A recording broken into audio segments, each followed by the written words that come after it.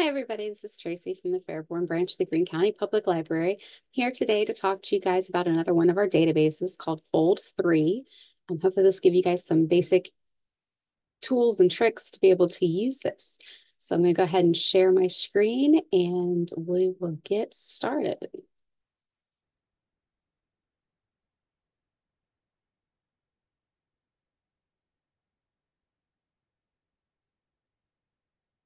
Okay. So like I said, this is Fold3 on our database. The first thing you have to know is how to get there.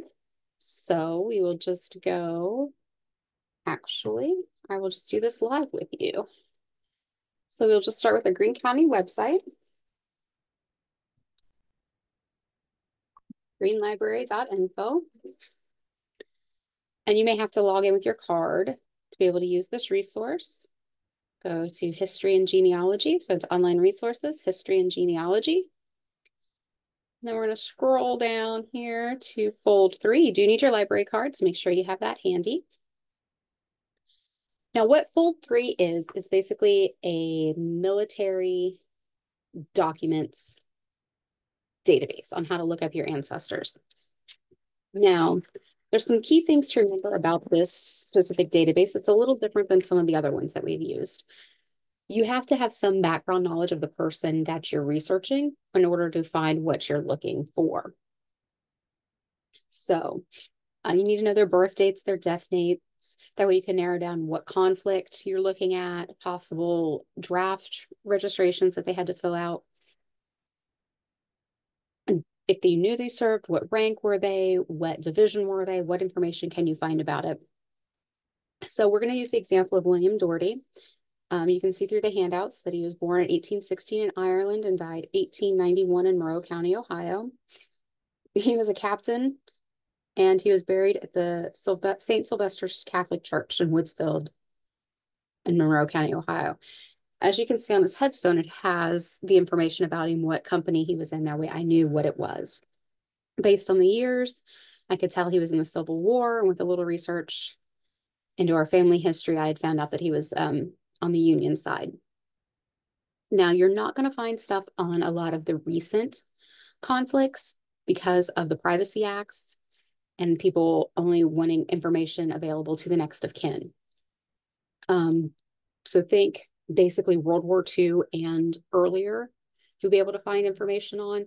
There are some of the Korean War that are coming out, and some of Vietnam are just starting to come out. But mostly you're going to be looking at World War II and earlier. Some of the World War II is still restricted and it's starting to be released. There was also a big fire in 1972 that destroyed millions of personnel files. About 80% of Army records of people discharged between 1912 and 1960 were gone, and 75% of the Air Force from 47 to 64 are gone. So if you're looking for people specifically in those timeframes, this may be a good place to start as opposed to starting at the National Archives or something like that. But there may not be a whole lot because of that fire. So just keep that in mind. Now, what are some things you can expect to find in this database? Well, there are scanned documents, transcripts, photos, memorials, stories, histories, all kinds of really neat information. It is a little overwhelming to use when you first start, and it does require playing around with it. Most of the stuff is from the US, Canada, some Australia, some UK, some from New Zealand. Right here on the home page, it has a lot of the conflicts that are mostly covered in here. Like I said, you're not going to find a whole lot on Korea, Vietnam, and the Afghan wars because of confidentiality issues. So don't be totally surprised if you can't find anything or you find what you find is spotty. Because most of this stuff, if you find it, is what people have posted themselves, not actually released documents. So let's go ahead and start searching. We're just going to pretend we're searching for William Doherty here.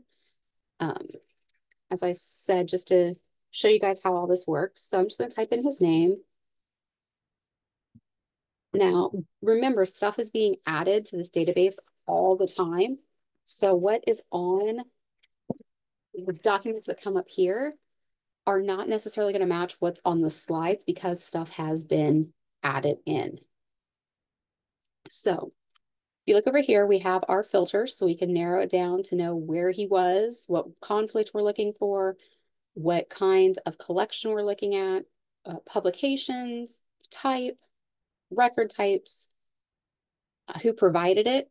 So if you know, like it came from the National Archives or the Allen County Public Library, which is Percy, or what branch. You can filter by any of those to help get you down to what you're looking for. So for our Grandpa William here, I know he was in the United States, and I know I'm looking at the US Civil War for a time frame. See, we have over 2,000 results. So that's still quite a bit.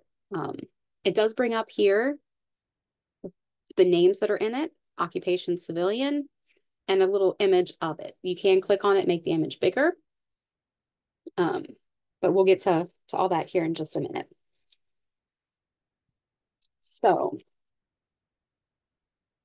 I'm going to scroll down a little bit. We're going to look at, I know he was in, looking for Captain William Doherty. So I'm going to go up here and see if I can narrow this down a little bit because I want to show you the actual index and how to use that. So let's do Doherty, William, Captain. Okay. So there's a picture of him. I know because this was the information that matched his headstone. So I can be pretty confident this was him. If I click on it, brings up where he was born, his birth date, so I can compare that with other information that I have on him. Death, again, it's the same area, same time frame, enlistment, captain, and a little picture of him, which is kind of cool to look at. You can also see that there's some other William Dohertys in here that may or may not be the right one. The only thing you can do is go through and look at them. You can narrow them down by saying, like, this isn't my William, because he was a Confederate from Virginia. And I know mine was a Union officer from Ohio. So we can just skip that one. Trying to see if I can find the actual record. Okay.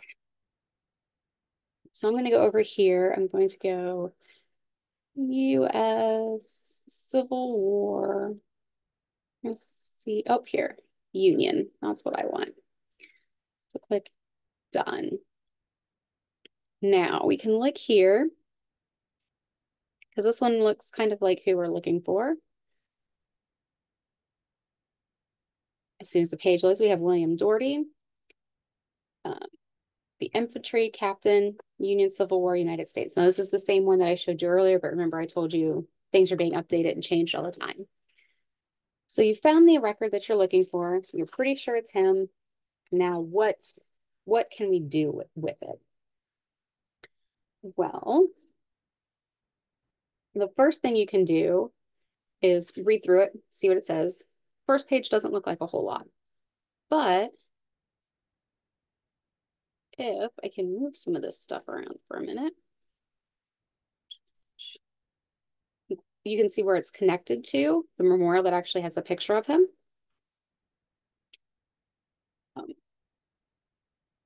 It gives his information as well. So let's say I want to save this. So there's a couple options we can do. If I can make this smaller. There we go. Whoop. So this is just the index card that shows you where he was. But I want to save this. Okay, we can log in up here. I know it says member login. This you can set up for free to do. That way you can keep track of all your things that you save.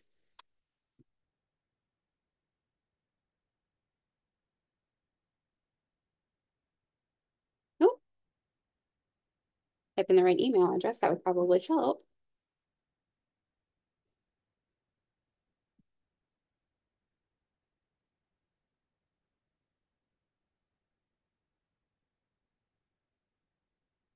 Okay, well, it's being difficult, so we'll just continue. So what you can do is you can see in your notes is you can set up a fact and a gallery. Let me actually just go to the screenshots that I have of this. So here's your handouts. There's where we looked at, we added different information to come down to the right William Doherty, found information about him. Some of them, when you click on them, they actually have additional images to view that have already been linked by other people. Feel free to look at those. I suggest that you look at them for yourselves and evaluate whether it's the right person or not. So what I did here was I had saved all of these. I'd logged in, and you can save them. Save to Ancestry or save to your documents. You can have facts, stories, galleries, and sources, and you just click add and you're good to go. There's how you set up your registry. You just hit register now. Piece of cake. You click on the image that you want to keep. Share link. You can share it with somebody else or you can save it. Find image, download, add to memorial, or share. I tend to usually just download and keep them here. That way they're all in the same spot. Also, if you look as you're going through things, you can see other documents that are in the same thing. So here is the front page of the registration card. And a lot of times this is what you'll see. You won't necessarily see the next registration card. So if you want to print, you just hit print. You can select either the entire page or select what you want. And remember to look at the image before or after, because if you look back here, see how it has these two? If you're able to click on this one, which let me see if I can find one in Fold3 real quick.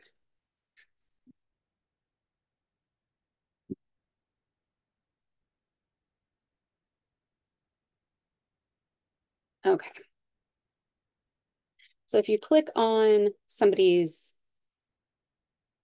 military record, okay, this is nice. It gives you some basic information, their age, birth date, next of kin, where they're living at. But if you click on the page before it or after it, it's the back of the card. It can give you some actual physical descriptions of people. What race were they? How tall were they? Approximate weight? What kind of complexion, hair, eyes? All that to help give you a fuller picture of what your family looked like. Obvious characteristics, that could be anything from a scar to a birthmark to missing limbs. And another reason I say look at the ones before and after, because a lot of times with the draft cards, people may have registered together, like gone with a friend or sibling or something like that. So this Wesley may be related, maybe not at this point in time. We're not sure. So just give you an idea of places to look. Look at a few of them and see if possibly they were registering or signing up together. Okay, let's go back and see if there's anything else that I missed telling you guys. The best way to play with this is to literally just play around, type in someone you know. Like I know my grandfather, so I know which one he is. And I can go through here and I can look and say, okay, no, he was not in California. That wasn't him. Okay, this one, it's got his birth date, his death date, enlistment date. That seems about right. Click on it and I can find just a little index record of it. And this can give you more information, like if I didn't know he was in the Army or anything like that. Information from his social security number. Again, you can use that to find more information. Census records. Sometimes they have them, sometimes they don't. This is from St. Francois Township in 1884 is when this guy was born. Obviously not mine. But as you scroll through, you'll see other people with that name and you can narrow down who you're looking at. Like I said, this database is a little harder to use and it does take some practice. But there is a ton of good information on here. You can find newspaper articles, you can find city directories, you can find, especially with the older stuff like World War II and previous World War I and the Civil War, pension records, which can give you information about relatives, next of kin, people who'd be entitled to money after someone had passed. There are burial records, especially if they had a military funeral or they have a military headstone. So please, please, please give this a try. It is can be a little intimidating to use, but I think with a little practice, it'd be well worth your time to look around at it and learn some interesting military facts about your family. Hope you enjoyed, and I will see you next time.